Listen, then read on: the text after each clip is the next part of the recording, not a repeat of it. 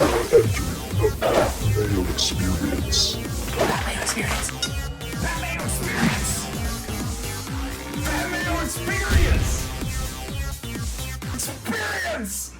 Welcome to the Pat Mayo Experience, presented by DraftKings. Let's kick it back off. Fantasy football season, now that the draft is over, for me, officially begins right now. We need to rank these rookies and not what they're going to be in Dynasty. There may be a show on Mayo Media Network in the coming weeks that is going to assess all of your Dynasty needs. Wait and see on that one. But I want to talk redraft because that's what I care about. I care about best ball, care about high stakes, I care about my season-long leagues, and how these rookies are actually going to fit in and be useful this season, not 4 years from now. Don't really care about that. I care about what they're going to do for me in 2023.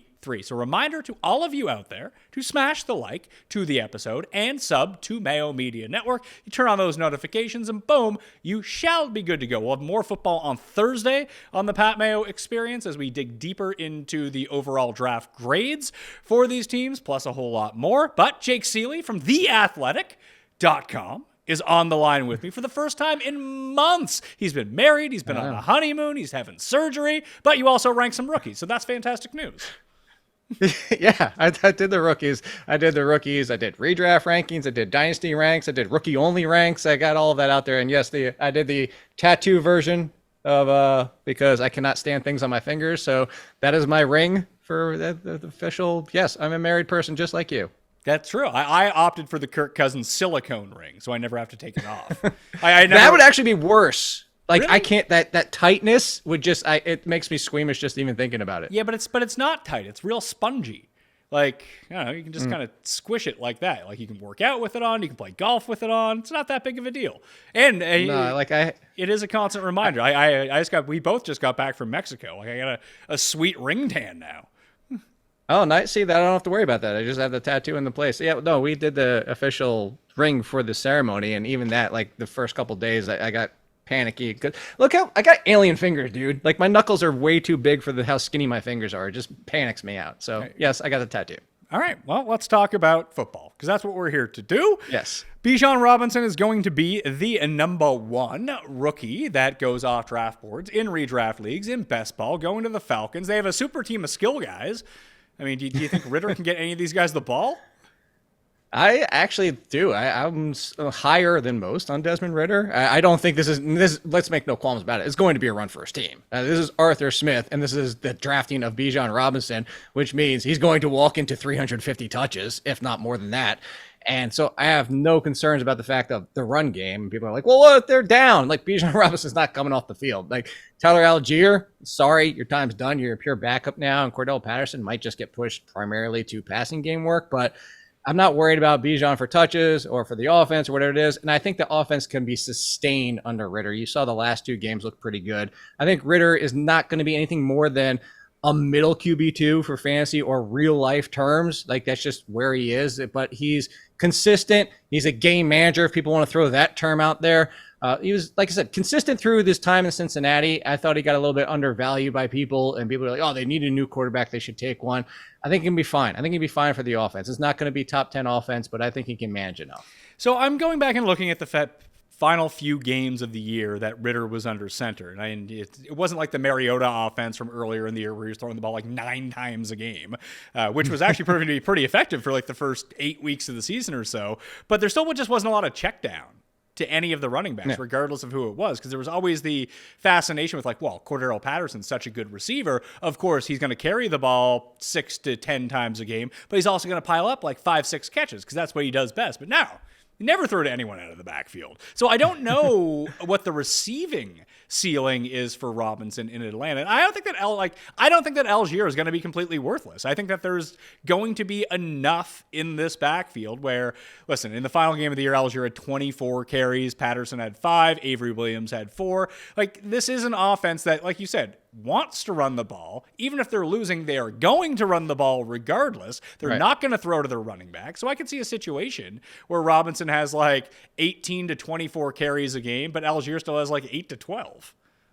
That's what I was going to say. If you absorb both those running backs behind Algier, that's where he could be. But for fantasy terms, that's nothing for us unless you're in a deep league. I mean, you're not going to want to sit there and bank that he gets 50, 60 yards of 8, 10 touches, or that he hopefully finds the end zone. So he's more of a if break glass. Like if anything happens to Robinson, we just saw Algier can put up top 15 numbers. So he is now what we talk about every single year is one of the better clear-cut handcuff backups, because unlike some of the other situations where there's even a third option to come into the mix if the lead goes down, at least with Algier, we know he'll be the guy. So I'm not writing him off draft boards. He should still be drafted in that probably 8, 9, 10 round range because of the upside if Robinson gets hurt. I mean, look, Javonte Williams got hurt. Breece Hall got hurt. So there's definitely upside there, but you're not going to be able to rely on him any given week. Javonte Williams still hurt.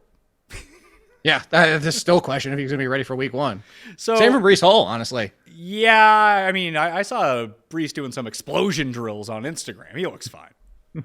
It looks fine. I don't know. They drafted yet another running back, so they might come slowly with Breece Hall. He might be 10 to 12 touches until the end of September, I guess. Remember Saquon Barkley from a few years ago, and then he got hurt as he got back to 100% against the Cowboys? I think that might be the Breece Hall plan for the Jets. Like, expect a little bit of a slow start for him.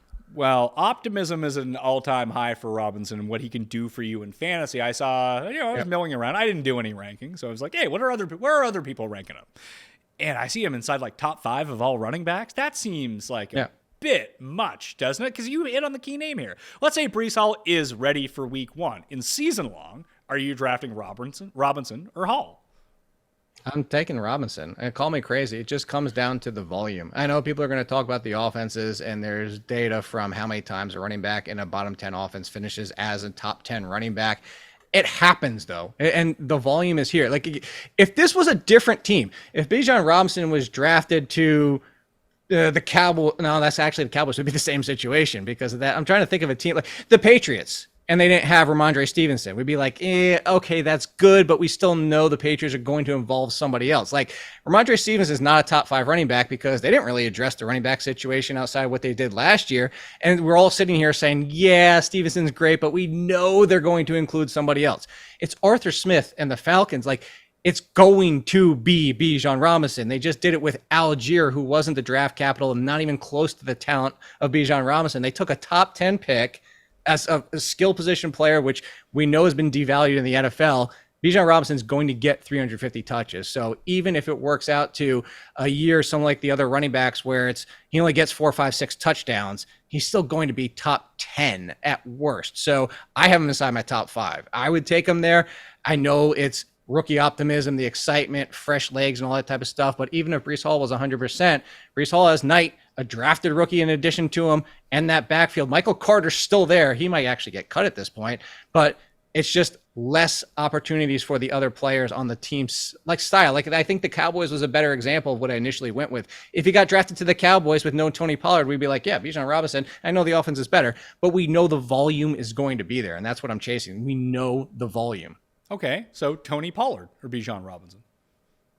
I go Bijan, but I have Pollard inside I have him at 7. I have him right there behind Taylor and Jacobs. See, maybe I haven't done enough of a deep dive on this yet, but it just seems too high. And I really kind of go back for Pollard or Robinson? For Robinson. Just, I don't think he's going to catch any passes. And that doesn't, take away from what his potential upside could be in scoring touchdowns and getting 350 touches. I think that's probably a bit high because they don't throw to running backs all that often. Maybe that was a personnel thing. Maybe now that they have him, everything will adjust itself. But when I was thinking rookies, and maybe he's better, and maybe the offensive line is a little bit better, like especially the right side of the Falcons' offensive line is quite good, that aren't we kind of in store for a less receiving valuable Najee Harris rookie season? I think we're kind of more in store of a Nick Chubb season. So, okay, Nick Chubb, 20 to 30 receptions. I think that's the range we should put him at. I agree with you that it's not even the throwing, but Cordell Patterson maybe probably still gets used in that fashion, whatever it might be. But the good thing is, like, the receivers, it's Drake London and then, of course, Kyle Pitts. But, I mean, there's not a lot where it won't be Robinson or other options at the backfield. I know Ritter didn't, and he's not actually, you're right, he's not going to be in the 20 to 25% of throwing to running backs. He's never going to be at the top of the league, but there'll be enough to say 20, 30 receptions. So Nick Chubb, where the pushback will come from, and I'll agree with Nick Chubb, 1,600 rushes or rushing yards. That would be a hell of a lot of rushes. 1,600 rushing yards, and then 20, 30 receptions for 200 or so receiving. That's huge. And that will be guaranteed top 10, even with 4 or 5 touchdowns. He'll need the top 10 touchdowns or 10 touchdowns to reach the top 5. So I understand the pushback, but where I'll chase the volume over the touchdowns. Now, if it comes to arguing the backfields and you want to say, well, I'll take Josh Jacobs on the Raiders versus the Bijan Robinson of the Falcons, I'm not going to argue with you too much, which is why you and I have done this for years.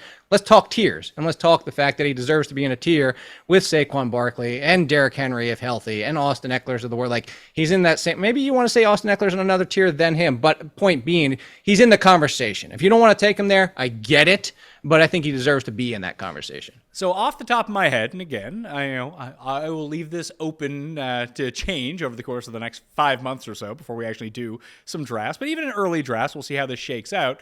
Like McCaffrey's going to be number 1. Taylor, Eckler. I would have Barkley up there as well, just based on what we saw from Barkley last year. Coming back, he needs to have another great season to continue to get paid a ton of money if they go to exclusive franchise him this time. I think that Robinson's in that tier, like you mentioned, with Henry and Jacobs. Like, you kind of spelled out, hey, maybe you could have a Nick Chubb type of year. What about Nick Chubb? So I think Nick Chubb is interesting. So it's interesting in the fact that, like, you threw Taylor's name out and we kind of glossed over him. I would take Bijan Robinson over Taylor because I don't know, like, what is that offense? Like, who's going?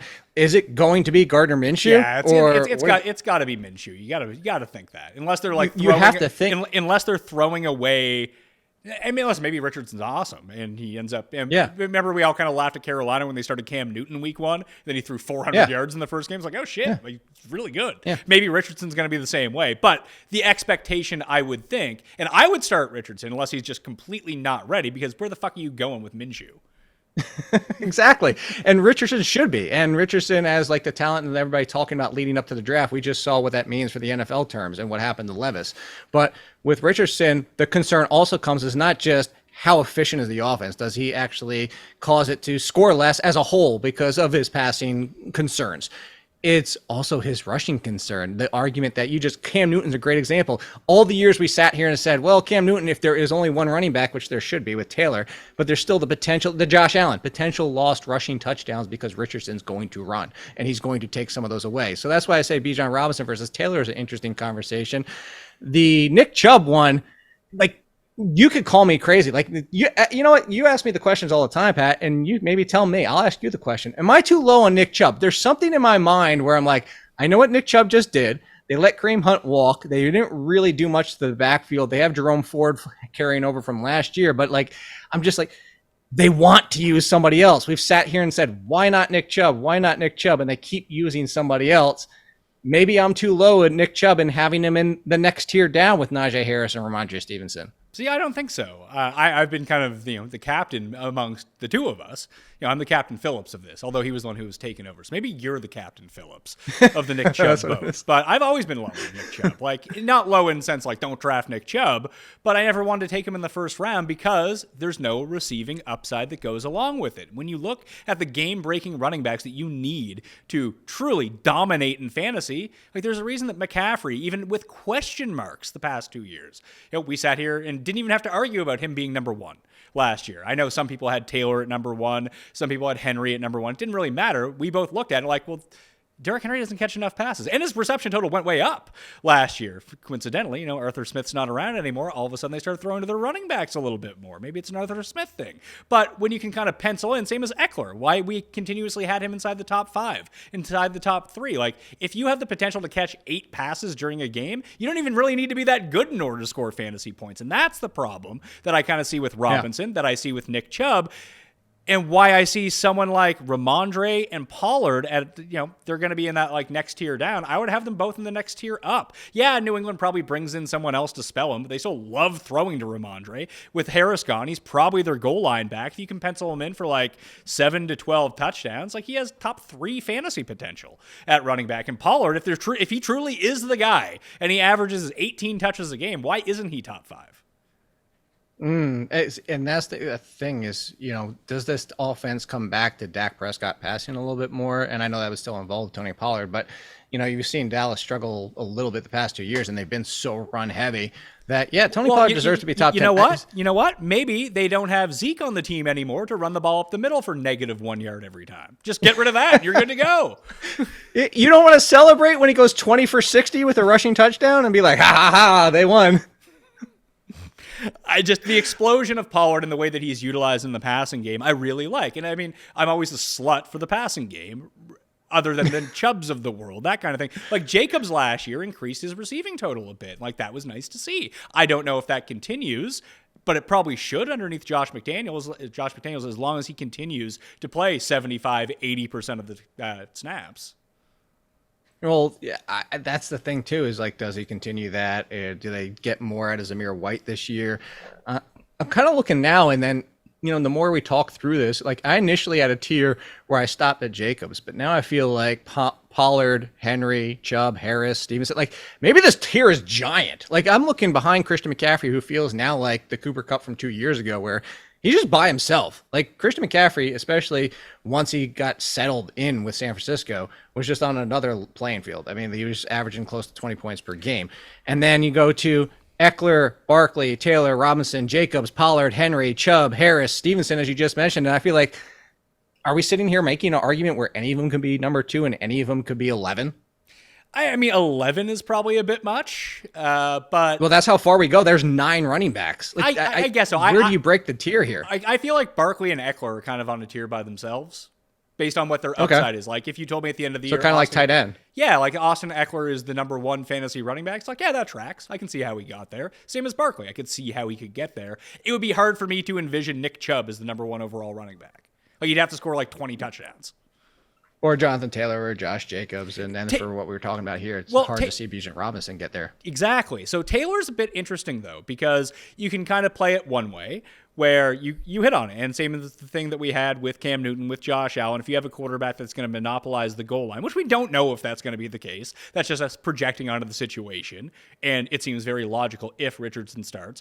However, you can kind of put it on the flip side, too, is that what's the one advantage that a lot of these running backs have with quarterbacks like that? The running lanes for these running backs in terms of pure yardage are huge. And we've seen Taylor break off a ton of big runs early in his career. Like he could just have one of like a Derrick Henry type season where it's like, oh yeah, he was 18 for 43 in the game. Oh, and then he also had 2 80-yard runs for touchdowns too. Like there's that potential. The problem is they're probably not going to be very good. They're probably not going to be up in games. And if they're not up in games, he might not get to 25 carries, which it may take. But he can be utilized in the receiving game as well. It's not like he's a non-factor there. Like when they swapped Hines for Moss, it's not like they brought in a pass-catching running back. He's still their pass catcher.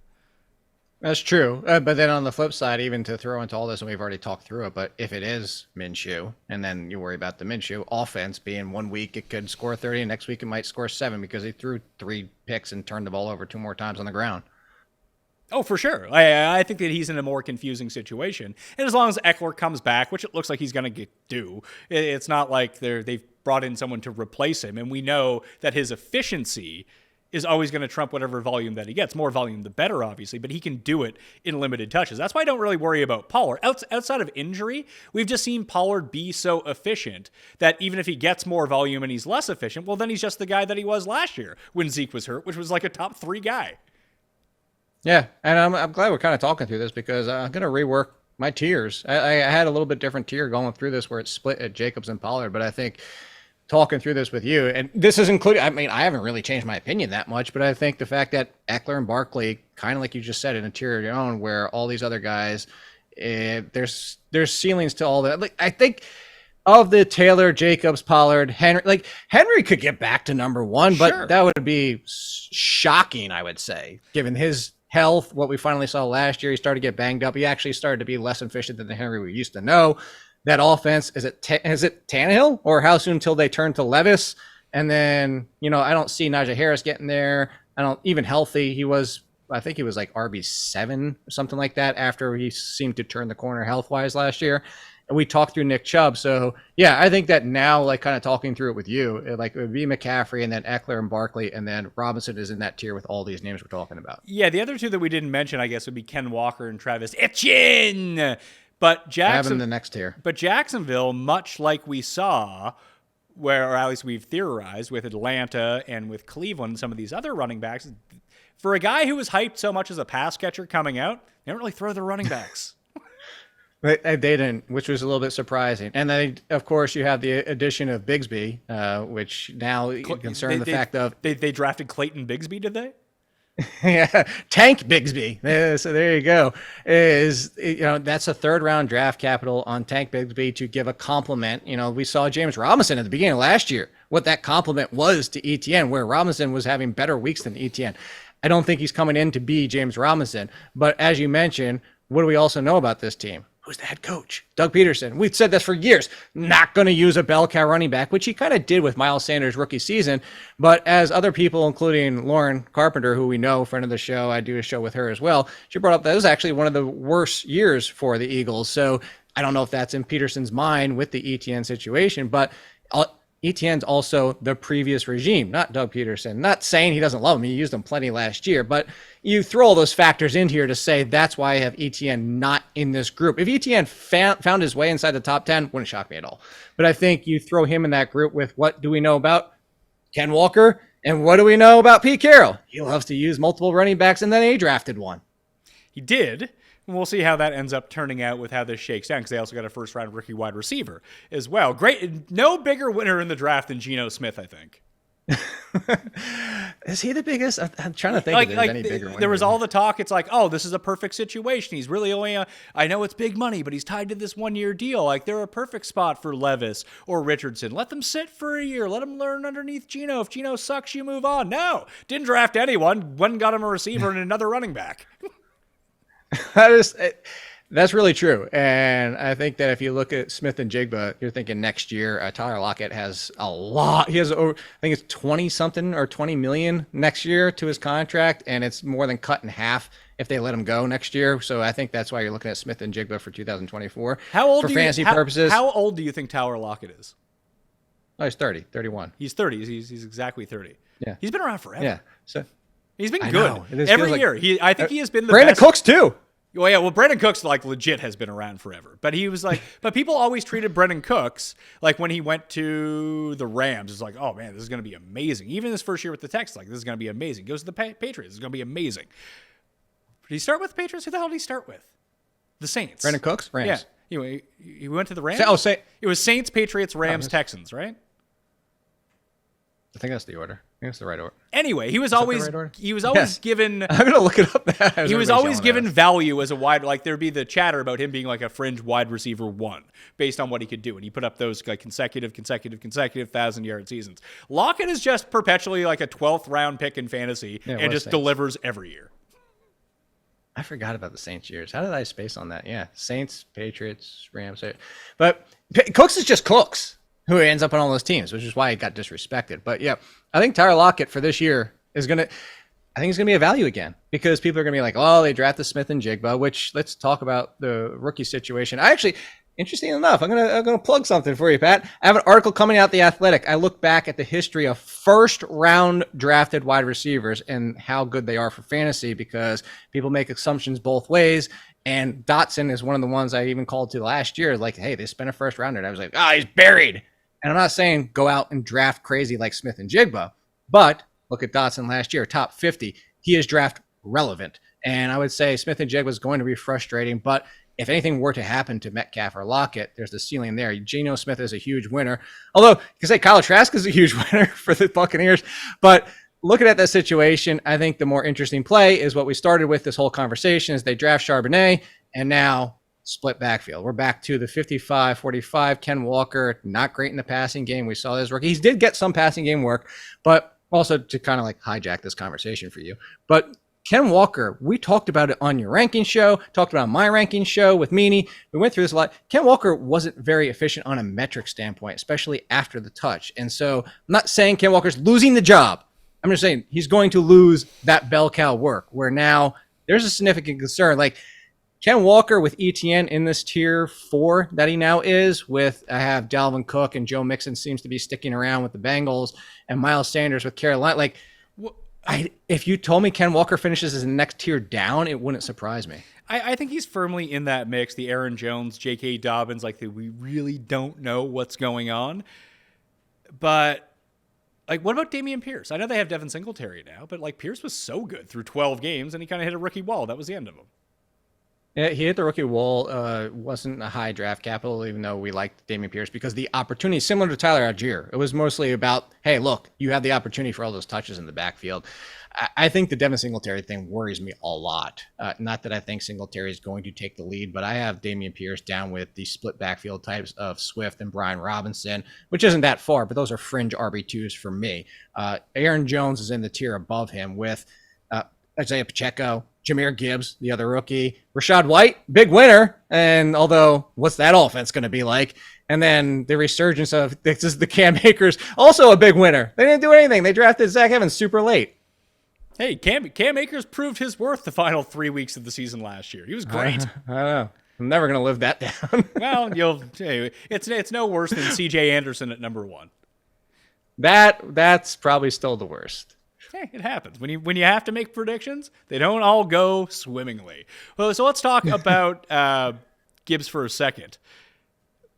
I don't see any difference. Like, everyone wanted to hype DeAndre Swift year over year, and I've always been the one throwing the cold water on it, saying that Detroit just doesn't use running backs that way. He's going to have weeks where he's awesome. That's great. But he's also going to have weeks where he's an absolute disaster. I feel like Gibbs is going to be exactly the same way. So I have Gibbs and tier 5 with Aaron Jones, Isaiah Pacheco, Cam Akers, and Rachaad White. Very small tier for me. I would drop Rachaad White, and I don't think Rachaad White's going to end up being like the number 1 guy there. Like he'll be the number 1, but more of like a 1A situation. And I would have Aaron Jones higher. I would have I would have Cam Akers. Jordan Love. I would have Cam. Well, they might just run a ton. Who knows? I would have Cam Akers way higher. See, I can't do that because in the next tier up for me, as I mentioned, I threw out some of the names, Dalvin Cook, more of the backfield. Sure, then I would drop those guys down a tier then. Okay, so a little bit different in tiers aspect, but to go to Gibbs specifically, I said he's comparable in fantasy to Alvin Kamara, and our good friend Emery Hunt actually had him as his number 1 running back in this draft class. That's how much he thinks of him. All that to be said is I'm with you in the fact that nothing's going to change really from being DeAndre Swift. That's why I have him at 19. He's still an RB2. He's still going to share the backfield with David Montgomery, who essentially becomes Jamal Williams of what we just saw last year.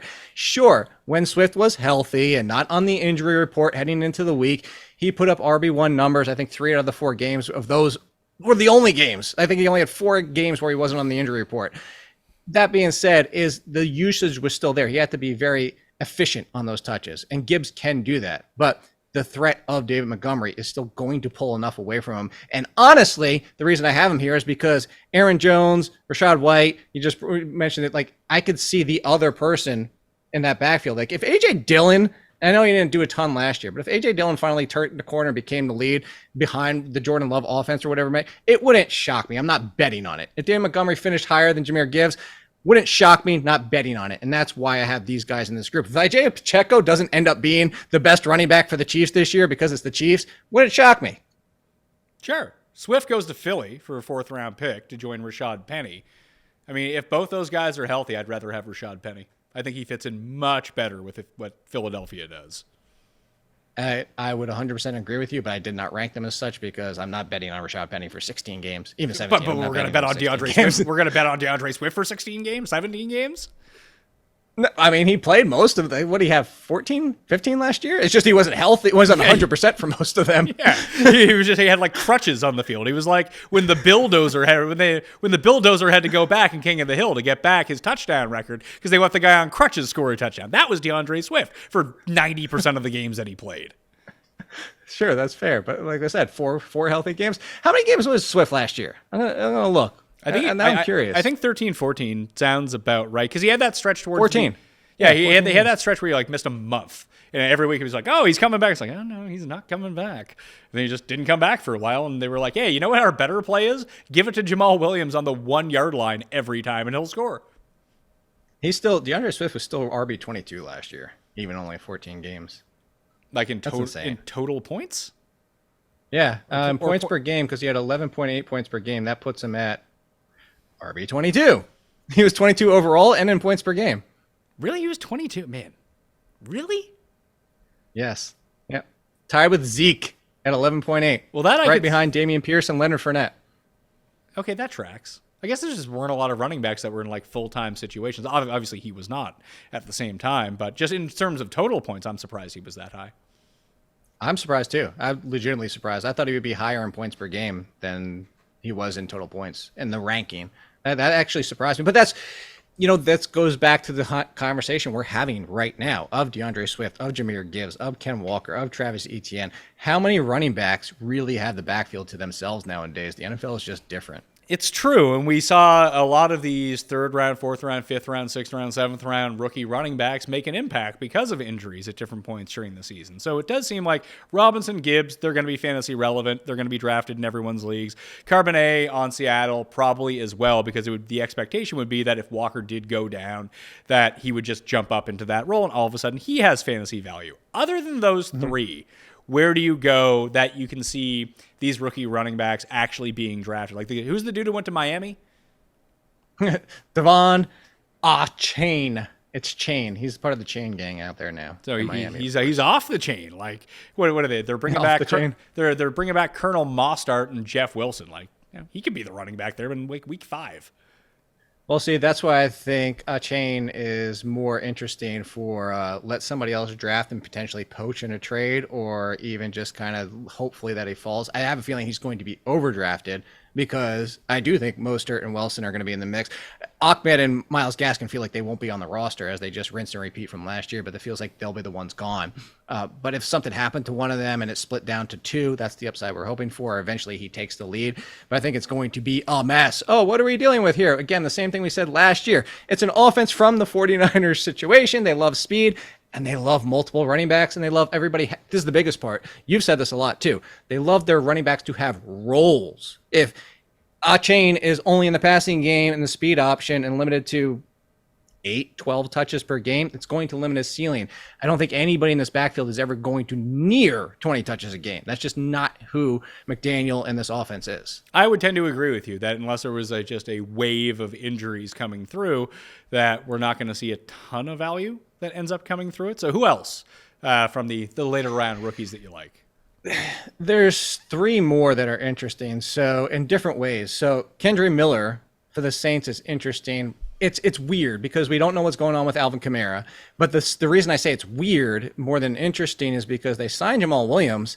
Miller's a lot like Jamal Williams was the fantasy comp I made for Miller before the draft. So that kind of gives you the idea of it's redundancy, so to speak. So if Kamara is suspended 8 the entire season, whatever kind of game situation it might be, I would still lean Jamal Williams, because it's not like they drafted a Kamara type. They actually drafted Jamal Williams type, who is interesting. But anyway, that interesting situation is going to be one to monitor, because we don't know what's going on with Kamara. The other 2 is Tajay Spears, but he's got a knee issue that people were concerned about, but he's behind Derrick Henry, which we're fun. How many years have we done this, Pat? There's somebody next to Derrick Henry. There's somebody next to Derrick Henry. He's the pass catcher next to Derrick Henry. Let's chill out. But if anything were to happen to Derrick Henry, Spears could be nice.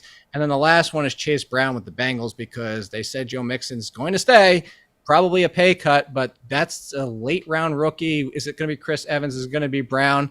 We know Samaje Perine's gone. If Brown ends up being the immediate lead behind Joe Mixon, that's kind of a handcuff situation, an interesting one. But outside of that, Bigsby, I brought him up before, is I think of all these names we just mentioned, if you're looking for don't need an injury, I think Bigsby could be the one with the most standalone value. But probably not much value. RB3, 4. If that. Like if you went wide receiver heavy, he could be your 2. And you hope that he gets a James Robinson type of share. And the James Robinson share includes goal line work. Okay, so I'm just trying to think about this as it pertains to other running backs, because there's going to be like I'm seeing early rankings like Carbonet at 35 overall. That's a spot behind like James Cook and 2 ahead of Rashad Penny, and like just in terms of like average ranking kind of thing. I'm on Fantasy Pros right now. Look at it. I don't think that many people have done. I'm at 41. But like, would you rather take a shot on Carbonet or try to pick right between Khalil Herbert and Donta Foreman in Chicago? I mean, it comes down to draft capital. So let's say like they're all ranked around the same. Let's just say they're all going around the same. I'll take Herbert. I'll still take Herbert. I believe in Herbert. I think Herbert's also shown already he can be an RB1. Foreman has shown to spell and be good in replacement of other running backs, but we saw sometimes that involved Hubbard, and we saw that Deonta Foreman has a limited ceiling. Herbert's been an RB1. Herbert's been the guy when David Montgomery went down for the Bears, so I would rather go with Herbert just because we already have that there. I think he's still going to lead that backfield, but I think that backfield will be frustrating at times. So you know what? I compare that to it's just with Justin Fields. I'll compare that to it's the J.K. Dobbins, Gus Edwards situation, which will probably make you say, I want the other one. Yeah, that's usually the way that I go. Who's the cheaper one? I'll take that one, because Lord knows if we're going to try to predict this, we predict it wrong every time. So just go against the grain, take your savings, take someone else, then take the backup, and maybe you'll just be right. I'm so getting sucked into J.K. Dobbins inside the top 20 this year. I'm letting you know right now. Yeah, but like J.K., I think when you're thinking about J.K. Dobbins as it pertains to the overall running back rankings, and I think you stated this in your tier, that I think he's around Cam Akers, Dalvin Cook, Aaron Jones, Najee Harris, like that range. Yeah. I think I'd rather have Akers. I think I'd rather have Cook, and I think I'd rather have Harris. I'd rather have Harris, Cook. I'd rather have Harris and Cook, but not Akers. Okay. Parsing through that. You're just mad. You're mad at Akers, huh? No, I have Akers inside my top. He's an RB2 for me. I'm an RB22. Yeah, that's not high enough. Completely. That's not high enough. I know. To put him back to RB10. What sort of odds do you think I could get on Cam Akers more fantasy points than Bijan Robinson? Oh, you could get all the odds in the world. Yeah, I think that's got to be. And listen, I'm not going to 3,000. Yeah, 30 to 1. Okay, you sign me up for all the money I own on those sorts of odds if you want to make it. You think you don't think it'll be that high? Wait, you think that one to outscore the other in a head-to-head fantasy points matchup, that 30 to 1 would be the spread? No, I don't. That I could bet $100 to win 3,000. No, it's like honestly, like no, not 10 to 1. Like it's closer than you think. Like if we ran the simulations, I can do this. I mean, I don't think it's all updated on Run the Sims as of yet. That should be there like within the next 2 weeks. But I bet you the spread is something like 65-35, like 60-40, something like that. Because you have to factor in injury too. Like if Robinson gets hurt and Cam Akers doesn't, Cam Akers is gonna win. Okay, well, sure. So, and that's where my brain is. I'm going pure projections. I'm projecting both for 16 games. But you have to consider if you're going to put odds on something like that you have to factor in the other circumstances as well of how does this go right? How does this go wrong? Like, you're not wrong. Atlanta could just be shitty again. Now, I understand that the Rams also going to be shitty, but we could get into a situation where it wouldn't be the first time that we've seen a very highly drafted rookie running back go into a situation. It's like, oh yeah, we're actually using 3 running backs. It's year 1. We don't want to put too many miles on them. I doubt that's what happens, but I think that's within the range of outcomes. Because you think Arthur Smith. You think it's impossible that happens? If healthy, I think it's impossible that Bijan doesn't touch the ball 18, 20, 22 times a game. All right, but I mean, that's probably what Akers is going to touch the ball too. I don't think Akers is touching that. This dude was this close to getting cut from the... Sean McVay was ready to cast the dude out to the world, to somebody else take him. I'm done with this guy. And yeah, he looked good at the end of the season, but... Remember everybody campaigning for Kyron Williams last year, and now what is everybody doing? I remember. I remember all of it. I remember the bad times, and I remember the good times that came at the end of the year. So whatever happened with him, I mean, just look from the beginning of December on, 17, 12, 12, 23, 19, 21 carries in each of those games. Like, I'm not going to sit here and project him to have 23 carries a game, but if he was at 15 carries a game and didn't get hurt all season long, play 17 games, like, it's a pretty close matchup. Yeah, I think it's a little bit further, but I get what you're saying. And for everybody out there that's, Zach Evans, he was a 6th rounder, late 6th rounder. Yeah, I mean, listen, there's what 500 running backs go in the draft every year. There's going to be unsigned or guys that weren't drafted that get signed that will end up making an impact. Like, we want to talk ourselves into a lot of these rookies, and that's probably for a dynasty show because you can get real value on that. In terms of redraft, these guys don't fucking matter until they do matter later on. Well, so to that point of, well, then they don't until they do. The one I will say in that fashion is Eric Gray, the one that the Giants drafted. He could easily leapfrog that backfield and be the replacement if Saquon Barkley goes down. He could be like, we know what Breida is, limited as this of his career. Gary Brightwell's not anything in the NFL. I think he could be interesting, but he's not going to matter until he does. The one that does intrigue me a little bit, you said you were hesitant on Rachaad White, is Sean Tucker from Syracuse. His health issue is why he got left out of the entire draft. On a talent basis, he's a top 7-8 running back in this draft class. If he's healthy, which they gave him a pretty generous undrafted free agent contract, and I'm not saying everybody out there should go James Robinson all over again. I'm not saying that. I'm just saying if there's a world where if you're not confident in Rachaad White, if just healthy for 2 or 3 years, and that's what we need for Sean Tucker for fantasy purposes, hopefully for his sake, it's his entire life. But fantasy purposes, 2 or 3 years, I mean, he could get past Rachaad White on talent alone. It's just funny to see the Tampa backfield. Like, who do you think that their starting quarterback is going to be by week 1? Who's going to give them a better chance to crash for Caleb Williams next year? I mean, they can maybe go Kyle Trask. I mean, Kyle Trask is fine and everything. Like, if they want to be like relatively competitive, they should probably just go sign all the Seattle Sea Dragons guys. Sign Josh Gordon and sign AJ McCarron. You're off to the races. Carson Wentz. Carson Wentz is still sitting out there. He most certainly is. He's probably going to continue to sit out there too. Someone will sign him as a backup, right? That's what I'm saying. So the fact that they haven't makes me think they're legitimately. It's Baker. I mean, is it Baker? If you want to tank, it's Trask. If it's the answer to be competitive, it's Baker. Well, I mean, you can still tank with Baker, and then it doesn't make it seem like you're tanking. That's what Carolina did. Yeah. They played competitively in quotes with Baker Mayfield. I just see Rachaad White as it's fine. I don't want to say a better version of James White, but a similar role to James White receiving wise. Like I always feel like the receiving base is going to be there, but he'll probably end up with more carries. I just never see him being, and maybe I'm wrong, being like the goal line back. Like, is he going to score 10 touchdowns in a season? No. Not on this team, for one thing. They might even score 10 rushing touchdowns. But percentage of rushing touchdowns from this team, how many go to Rachaad White? Like 20% probably?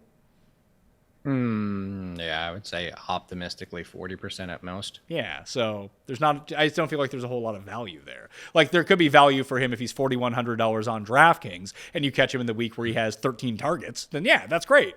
But other than that, I just don't have much confidence. No, I definitely get that. Well, I think we probably need to do another show on wide receivers by themselves. Just on wide receivers? Just on wide receivers. So we'll call this one, we went through like running back rankings overall, so that's kind of nice. I do want to touch on the quarterbacks very briefly. Before we get out? Yeah, before we get out, because I don't think we need to have an in-depth conversation about what these guys are going to do in redraft leagues. Like, I think the only one that you probably really want to take is Richardson if he ends up starting, because I don't know. We've done this with Trey Lance. We've done this with Jalen Hurts. We've done this with Lamar Jackson. If we have a quarterback who we know can utilize... I was drafting Malik Willis at the end of drafts last year in the off chance that he would get into games and rush for 200 yards. Like, we know how much value that these quarterbacks have in fantasy. If it looks at all like he has a chance to start week 1, I will be drafting him. That's easy. Yep. I think so. Yes, I have actually right now with the assumption. So the rankings are Anthony Richardson starter. I have him in tier 4. That's outside of the Daniel Jones, Geno Smith, Dak Prescott tier. It's the next tier. And I have him with Kirk Cousins. I have Bryce Young in this tier too. Bryce Young is not going to run for everybody out there like, he's like Kyle Murray. Yeah. Size-wise, like Kyle Murray, he's actually a better natural passer and won't run as much. He'll run probably in the 400 to 500 peak range. He's not going to be 700, 800, 900, and he might only be 300 to 400. That being said, that's why Bryce Young is down here, because he has some rushing, but it's not the Anthony Richardson rushing upside. And that's why I have Richardson in this tier, is because Richardson can run for 600, 700, 800 and multiple touchdowns. But the passing is going to be the question. He has some good weapons to throw to, but I would say Richardson, for me, is the highest of the rookies. I think Bryce Young is draftable. Just taking the flyer on your second quarterback, like, hey, maybe he surprises. Maybe he is a fringe QB1. The lowest I have is C.J. Stroud. I think C.J. Stroud's the best passer of the 3. but he's not going to run much, and he's on the Texans.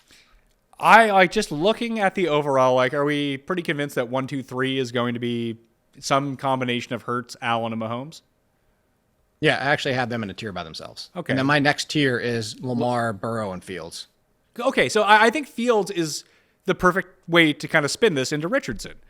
If Richardson starts week 1, what really is the difference between Justin Fields and Anthony Richardson? The fact is that is the offense yet acclimated to him? Yeah, you're shifting your offense completely. Did I make that kind of transition? Chicago's offense wasn't shifted towards Justin Fields. He just kind of ran around, and that was good right, enough. But that was his year 2. He came into a situation where it wasn't shifted for him, and it was miserable. Let's forget that initial start. Well, I would hope that you take the guy at number 4 overall, and if you do plan on starting him, hope. You make some concessions to be like, you know what? Maybe we should design some plays for the guy who's playing quarterback. Just a hunch. Just a hunch. We sat there and watched the Bears do it. None. That's why Nagy's not the coach anymore. Not at all. Not one lick for Justin Fields. And they didn't change the offense at all. The Eagles, let's go back to that. Jalen Hurts' offense was not immediately for him when he came in for Carson Wentz. They took him till the next year. So you would hope, I'm saying that, you would hope, but also we just saw the Titans last year. That offense was not for Malik Willis. I'm not saying this hasn't been like, Malik Willis deserved a chance. But you're talking about 3 separate situations where these guys came in mid-season. If we're saying that Richardson's going to be the starter from week 1, I think that's a different scenario. Okay, fair. That's fair. My concern is if it's an open competition and they try to straddle the fence all the way till week 1, and then it's a late call. Yeah, I agree with you, but because teams do stupid things all the time. Sure. But like, in a fantasy draft, would you rather draft Aaron Rodgers or Anthony Richardson? I'd rather draft Richardson. Although I would say that like when we kind of do the bell curve on it, Rodgers probably outscores him 65% of the time. It's just I was going to say 70. Yes, 65, 70% of the time. I acknowledge that, but I see Aaron Rodgers like his ceiling as a fantasy quarterback, if everything goes right, is like the 4th overall QB. Whereas Richardson, if everything say like QB 6. Well, I'm saying that is the best possible season that he could have.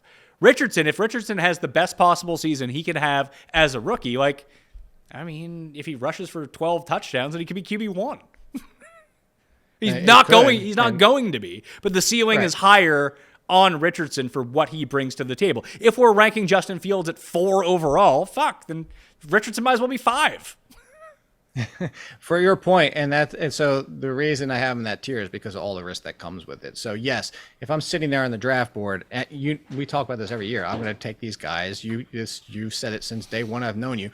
I'm going to take the guys that could potentially finish top 3. Like, I want to win my league. I don't want QB 10. I say the same thing at tight end all the time. If you don't get Travis Kelce or whatever it might be, like, I don't want tight end 10. I don't want QB 10. I don't want those guys. I want the ones that could potentially finish top 5.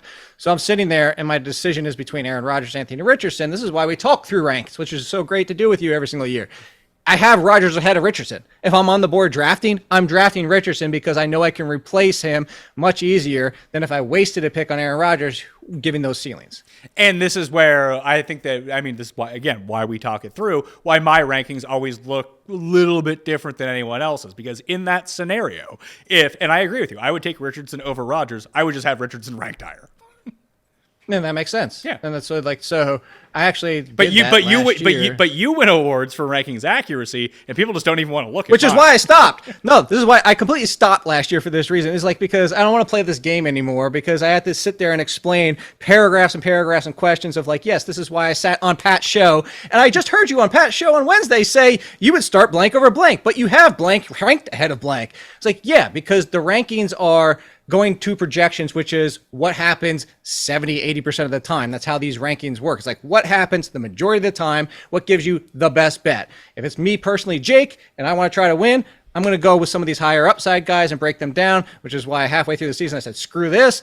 I'm using this table, and I'm going to tell you this is how I would play every single player down the list, and that's when I started doing that.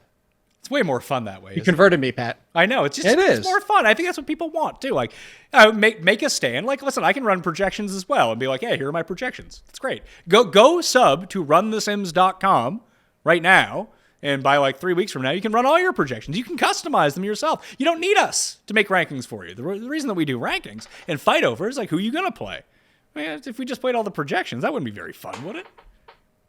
No, that's much more knowledgeable this time and lends a lot more to making these decisions. Why we talk through them too. Yeah, the same thing. You know me, I have customizable projections too, and that's why you sit there. You want to play with them, and you want to see what your best bets. And hey, those are great for betting too. If you want to make those kind of odds and run the sims and like head over there, those are great.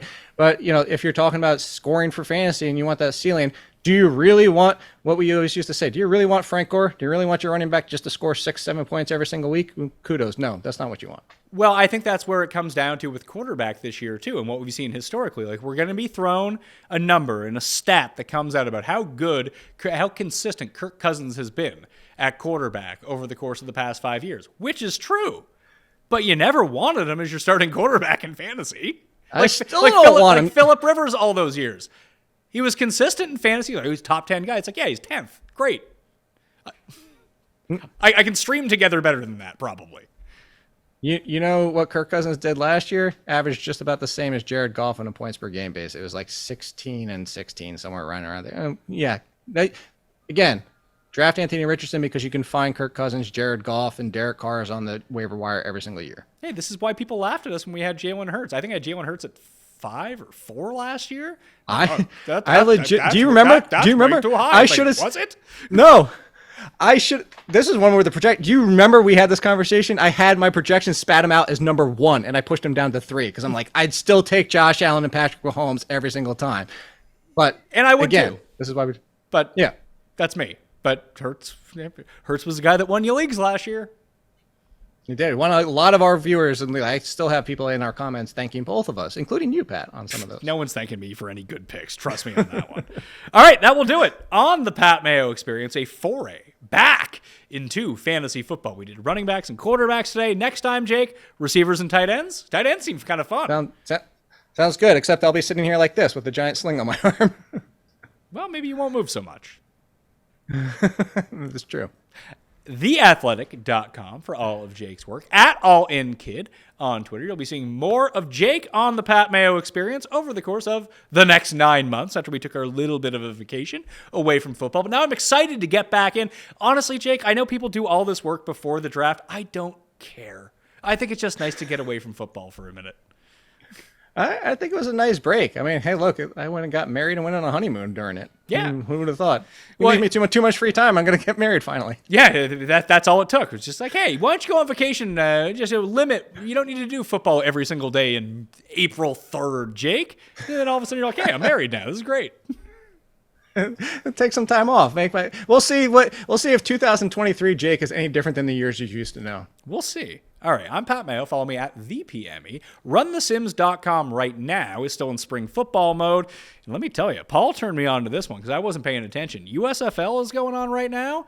Printing press for unders, just cleaned up on the weekend over at PrizePicks. Code DOP at PrizePicks to get a deposit match of up to $100, by the way. And then RunTheSims.com, you can compare the projections versus the PrizePicks ones, and they're not even close a lot of the time. If it wasn't for that one running back who went off, I think I would have won like $5,000. But instead, I only won like $1,700 because one guy ended up going off that I thought was going to go under, but he got like 32 carries. What are you going to do? They're not going to be.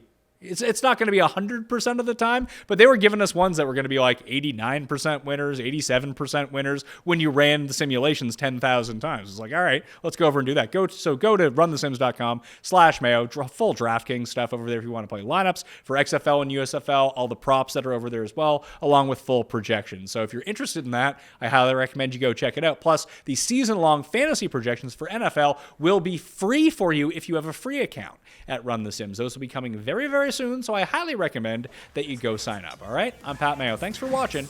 I'll see you next time. Pat Mayo Experience! Experience!